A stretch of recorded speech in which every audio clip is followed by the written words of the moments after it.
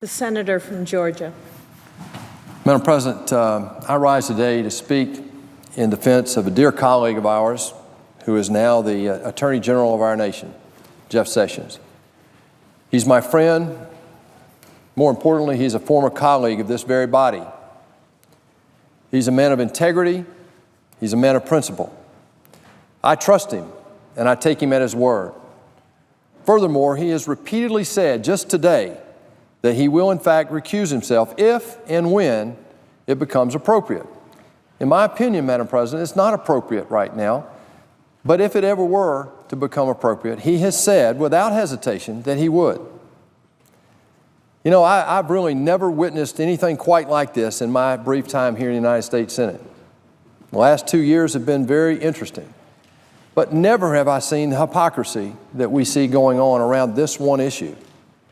It's increasingly clear that the minority party is singularly focused on sabotaging this new administration at every turn.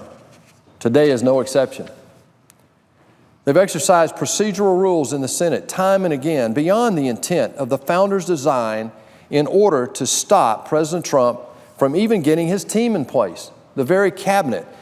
Our president today, as we stand here in this well, cannot have a staff meeting because he doesn't have all of his cabinet members in place. As for the cabinet members who have been confirmed, the minority party seems equally fixated on finding any red herring they can ultimately find to undermine the individual's character. We have literally reached the point where members of this body are slandering former colleagues for having and taking the same opportunities afforded to them. This morning, my colleague, the senior senator from Missouri, tweeted that she had never, quote, ever, unquote, met with or taken a call from the Russian ambassador.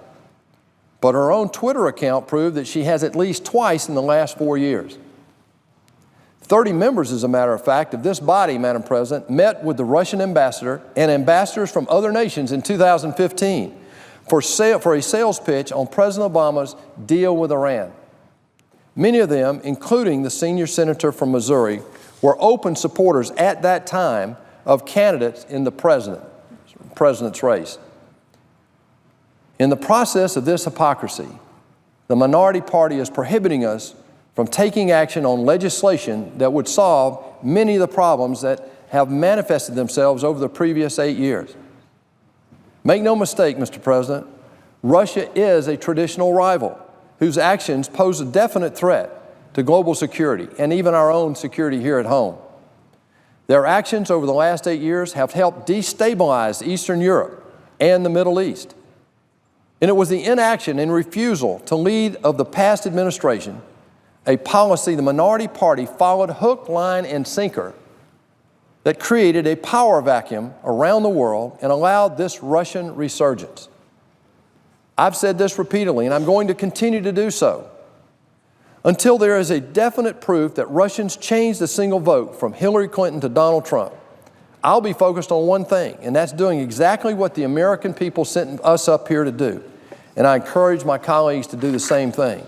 And that is to not engage in political theater for the sake of partisan politics, but working together to get America back to work.